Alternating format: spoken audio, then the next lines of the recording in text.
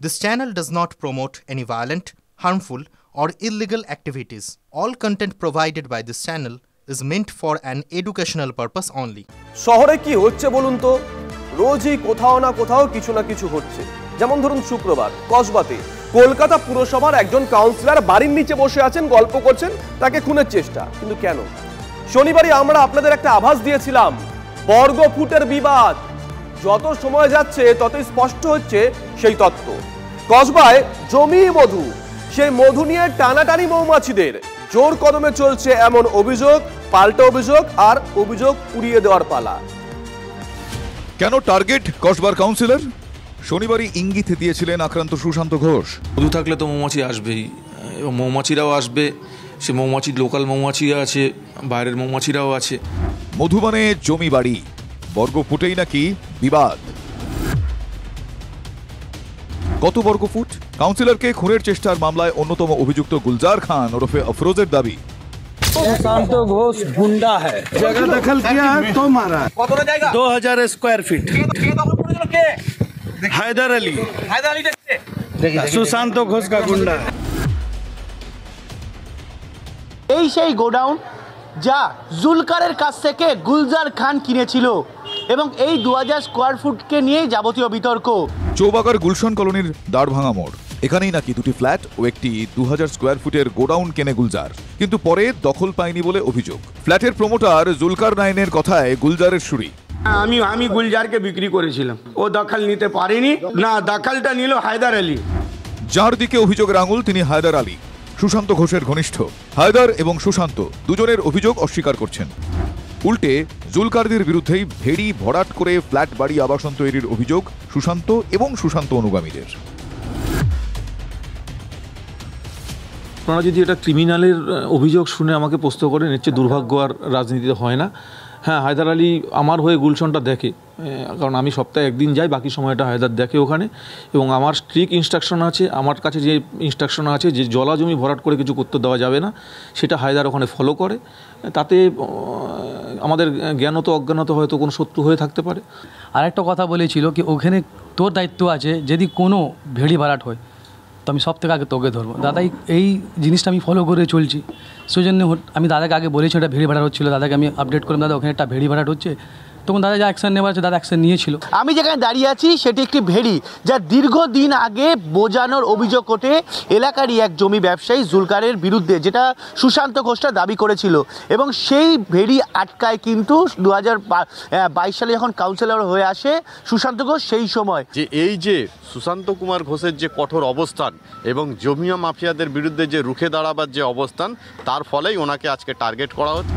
120 বিঘায় 100 কোটির কারবার, সব বানচাল, টাকার অঙ্ক নেহাত কম নয়।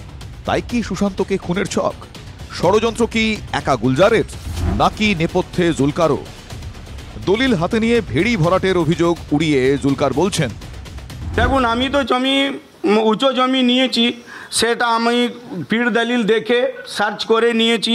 ওরা একবার ঘেরে দিয়েছিল, সেটা আমি কোর্ট থেকে অর্ডার পেয়েছি, এই কোর্টের সমস্ত কাগজ আছে, এই জমি নিয়ে কোনো বিধাবাদ নেই। সেটা হতে পারে ওই কেসটা এদিকে ঘুরাচ্ছে, ফাঁসাবার চেষ্টা করছে। হ্যাঁ, আমাকে ফাঁসাবার চেষ্টা করছে। তবে গুলজার বা জুলকার নয়, সুশান্ত অনুগামীদের সন্দেহ পিছনে আরো বড় কোনো মাথা থাকতে পারে। গুলজার এটা মোড়া আছে, এর পিছনে কোনো একটা বড় গেম চলছে, এটা পুলিশ খুব তাড়াতাড়ি বের করে নেবে। হায়দার আলী কোনো টার্গেট নেই, টার্গেট সুশান্ত কুমার ঘোষকে শেষ করবে। কোনো না কোনো পলিটিশিয়ান, অ্যান্টি পলিটিশিয়ান এর পিছনে এর বড় হাত আছে। মধুর লোভে আর কোন মৌমাছির নজর কসবায়? উত্তর খুঁজছেন তদন্তকারীরা। সায়ন্ত ভট্টাচার্যর রিপোর্ট, TV9 বাংলা। দেখুন, রাজ্যের আইন শৃঙ্খলা নিয়ে বারবার প্রশ্ন তোলেন বিরোধীরা, আর শাসক দল বলে সবটাই অপপ্রচার। কিন্তু চারপাশে যা ঘটছে তাতে কি প্রশ্ন উঠবে না? কতগুলো তথ্য দেই। 9 নভেম্বর শিয়ালদা স্টেশন থেকে ঢিলছোড়া দূরত্বে বৈঠকখানা বাজার, সেখান থেকে অস্ত্র উদ্ধার। 15ই নভেম্বর কসবায় কাউন্সিলরকে গুলিতে খুনের চেষ্টা, প্রতিবেদন আমরা দেখালাম। 16ই নভেম্বর টালিগঞ্জে আক্রান্ত কলকাতা পুলিশের একজন ইন্সপেক্টর। আর 17ই নভেম্বর মানে রবিবার মুকুন্দপুরে সোনার দোকানের মালিককে কোপ। আর এরপরেই প্রশ্ন উঠছে, কলকাতা কি ক্রমে বিহার হয়ে উঠছে? শুক্রবার রাতে কসবার শপিং মলের কাছে কাউন্সিলরকে খুনের চেষ্টা। দুদিন কাটতে না কাটতেই তার ঠিক 5 কিলোমিটারের মধ্যে সোনার দোকানে লুটের চেষ্টা। বাধা পেয়ে মালিককে কোপ। পূর্ব যাদবপুর থানা থেকে মাত্র 500 মিটার দূরে দুষ্কৃতী তাণ্ডব। পূর্ব যাদবপুর থানা এলাকার মুকুন্দপুর বাজার সকাল 11:30 নাগাদ এই যে সোনার দোকান আমরা দেখতে পাচ্ছি, এই সোনার দোকানের ভেতরে এক দুষ্কৃতী সে প্রবেশ করে এবং ব্যবসায়ীর সঙ্গে সে সোনার বিভিন্ন অলংকার কেনাবেচা নিয়ে কথা বলতে থাকে এবং তার মাঝেই সে লুটপাট চালানোর চেষ্টা করে। ক্রেতার সেজে সোনার দোকানে লুট নয়তো ডাকাতির চেষ্টা। ইদানিং এই ধরনের ঘটনা বেড়েই চলেছে। ব্যারাকপুর, ডোমজুড়, রানীগঞ্জ, পুরুলিয়া, তালিকাটা নেহাত কম নয়। মুকুন্দপুরেও ক্রেতার ছদ্মবেশে লুটের ছক। দোকানের মালিককে আশঙ্কাজনক অবস্থায় হাসপাতালে ভর্তি করা হয়েছে। কেন লুটের চেষ্টা? পুলিশি তদন্তে উঠে এসেছে চাঞ্চল্যকর তথ্য। পুলিশের জালে ত্রিপুরার বাসিন্দা দীপঙ্কর পাল। শেয়ারে ভরাডুবি, তারপর নাকি লুটের চেষ্টা।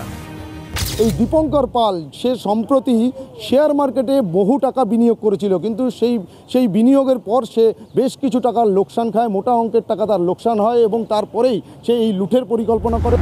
রবিবার সকালেই হামলা এমন নয়। পুলিশ সূত্রে খবর, 3 দিন আগেই মুকুন্দপুরে সোনার দোকানে যায় অভিযুক্ত। 12 গ্রাম ও 3 গ্রামের দুটি সোনার চেন পছন্দ করে অভিযুক্ত।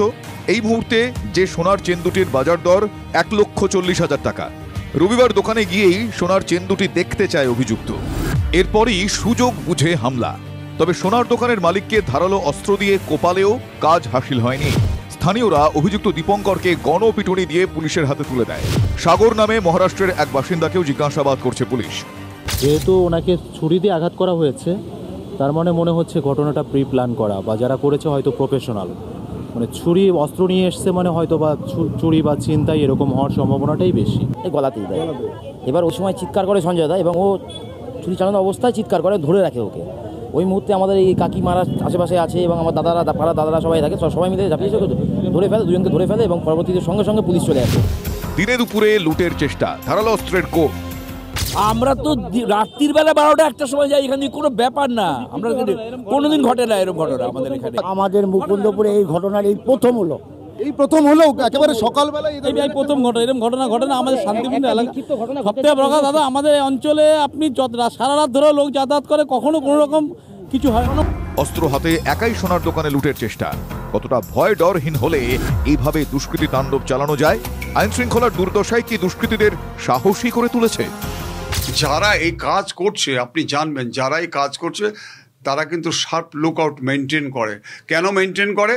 কারণটা এরা জানে যে আমাদেরকে যদি পুলিশ ধরেও আমাদের কোনো শাস্তি হবে না। সুপ্রিয় ও সুশোভনের রিপোর্ট, TV9 বাংলা।